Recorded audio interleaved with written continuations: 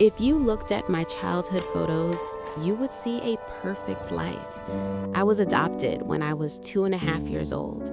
My parents, they were angels. They loved me more than life itself. Back in those days, adoption was a quiet thing. No one asked questions. All I knew was the simple story they told me. Your mother was Irish. She was unmarried.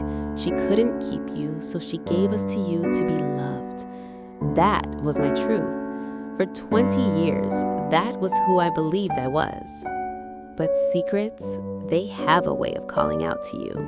In my early 20s, I felt a pull, a need to know where I really came from.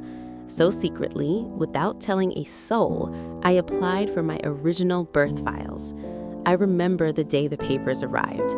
My hands were shaking so hard I could barely hold the page. I started reading. Mother, age 16, unmarried. I nodded. I expected that. A young girl in trouble. But then my finger traced down the page to the next line. Father. I read the name.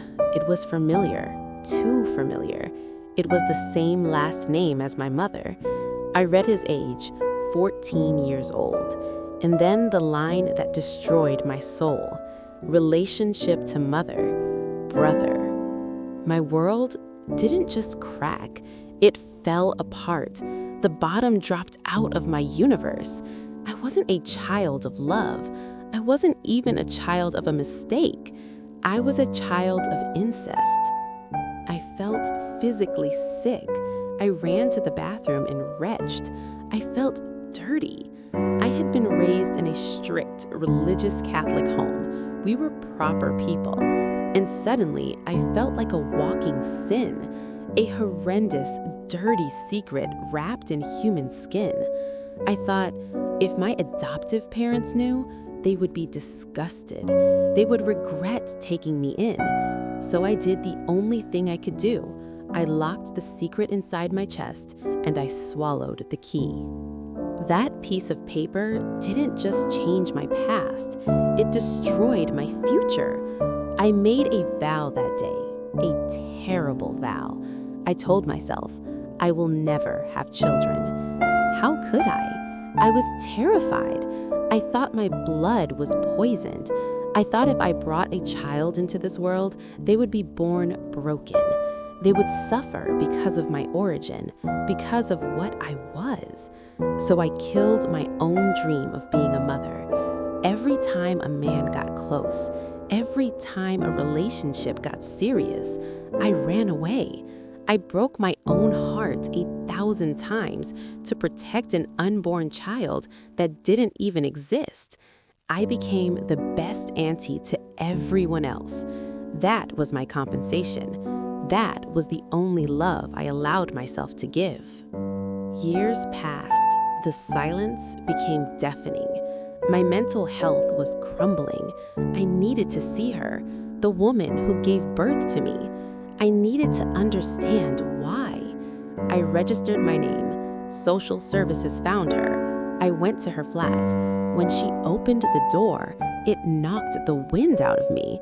For the first time in my life, I saw my own face on someone else. But there was no warmth, no hug. She was cold, distant. And then I saw him, sitting in the corner of the room, a man. She introduced him quickly. This is just a friend. He's here for support. Pause. I looked at him. I looked at her. I knew. I am 100% certain that was him. Her brother, my father. They were sitting there, comfortable with each other. It made my blood boil. It meant this wasn't an assault. It wasn't forced. They were still together. I started firing questions. I was angry. I wanted them to feel my pain, but she shut me down. She said, "You're too upset. Here's my number. Write down your questions. Call me later." I took the number and I left. A few weeks later, I built up the courage. I dialed the number. Pause. Deadline. Disconnected. I drove back to the flat. I knocked on the door. Silence. The neighbors said they moved out in the middle of the night. No forwarding address. They ran away from me. I had been rejected as a baby, and now I was rejected as a grown woman. It crashed down on me again. The feeling of being unworthy, unlovable, useless. I carried that rejection for years, until finally I couldn't carry it anymore. I sat my adoptive parents down. I was shaking. I thought this was the end. I told them everything. The incest, the shame, the secret. I waited for the look of disgust. Pause. But it never came. They cried. They wept. Not because of my blood, but because I had suffered alone. They were heartbroken that I thought I couldn't tell them. They hugged me. And in that hug, I realized DNA doesn't make a family. Love does. I'm older now. My parents are gone. I made peace with them before they passed. My biggest regret? It's the children I never had. I know now that medically, I wasn't poisoned.